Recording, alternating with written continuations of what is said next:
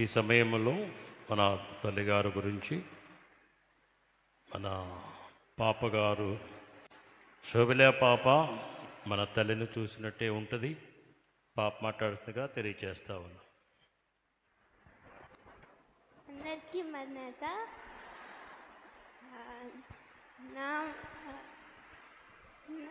అమ్మ మీరందరితో చాలా సీరియస్గా ఉన్న, మాతో చాలా జోయల్గా ఉండేవాళ్ళు.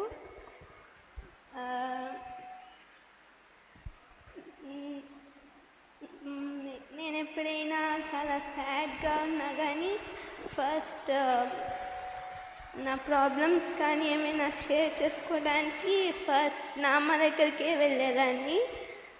నేను ఏడుస్తుంటే ఫస్ట్ ఏమనేవాళ్ళంటే, నా అమ్మ కూడా కళ్ళల్లో నీళ్ళు పెట్టేసుకొని, నువ్వు ఏడవకు, నువ్వు ఏడిస్తే నాకు ఏడుపు వచ్చిద్ది,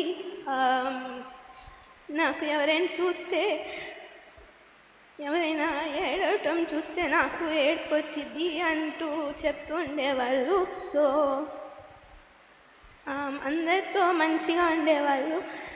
నా ఫేవరెట్ మెమరీ నా అమ్మతో ఏంటంటే, ఒకరోజు నైట్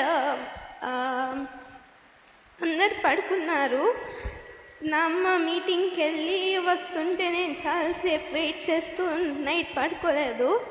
నా అమ్మ వచ్చినాక నా అమ్మతో మాట్లాడుతూ ఉంటే, నా అమ్మ తిందాం రా అని తీసుకెళ్ళి నా అమ్మ అన్నం తింటున్నారు. నేను నా అమ్మ తింటుంటే చూసి నాకు తినాలనిపించి, ఒక ముద్ద పెట్టండి నా అమ్మ అన్నాను. అయితే పెట్టారు. నాకు చాలా నచ్చింది. ఆ రోజు రసం చేశారు ఇంట్లో, చాలా నచ్చి మేమిద్దరం కలిసి రసం మొత్తం తినేసాము. కొంచెం నా అమ్మకని వేరుగా పెట్టేవాళ్ళు, అది తినేసాము. ఇంకా మేమిద్దరం అది చూసి నవ్వుకున్నాం. చాలాసేపు నవ్వుకొని ఇంకా మొత్తం తినేసాము. చాలా బాగుంది కదా అనుకుంటా చాలాసేపు నవ్వుకున్నాం నైట్. ఇంకా అలానే చాలా ఎవరైనా గెస్ట్ వచ్చినా కానీ నాకంత వాళ్ళు నచ్చకపోతే, నా అమ్మ వాళ్ళు నాకంత నచ్చరు నా అమ్మ అంటే, అవునరా నాకు అంతగా నచ్చరు కానీ మనం ఏం చేస్తాము, అందరితో మంచిగా మాట్లాడాలి కదా. అట్లా అందరినీ మీరేమైనా ప్రేయర్ రిక్వెస్ట్ ఇస్తే కంపల్సరీ, మీరు ఎంత మర్చిపోయారేమో అనుకున్నా కానీ కంపల్సరీ మీ గురించి ప్రేయర్ చేస్తారు నా అమ్మ. మేము మర్చిపోతామేమో కానీ నా అమ్మ మటుకు మిమ్మల్ని అస్సలు మర్చిపోరు. మీరు వచ్చినా కానీ మిమ్మల్ని కంపల్సరీ గుర్తుపెట్టుకుంటారు. సో మీరెవ్వరూ బాధపడకండి.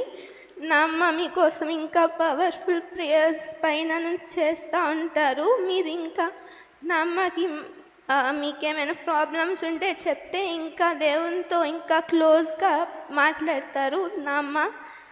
సో మీరెవ్వరు బాధపడకండి. నా అమ్మ చాలా హ్యాపీగా ఉన్నారు, మనం కూడా చాలా హ్యాపీగా ఉండాలి.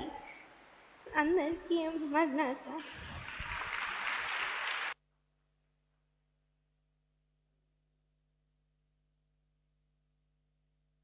హలో, పెద్దమ్మగారు లేరు అని అనుకుంటున్నాం అందరం. ఇప్పుడు మాట్లాడిన పాపే మన పెద్దమ్మగారు.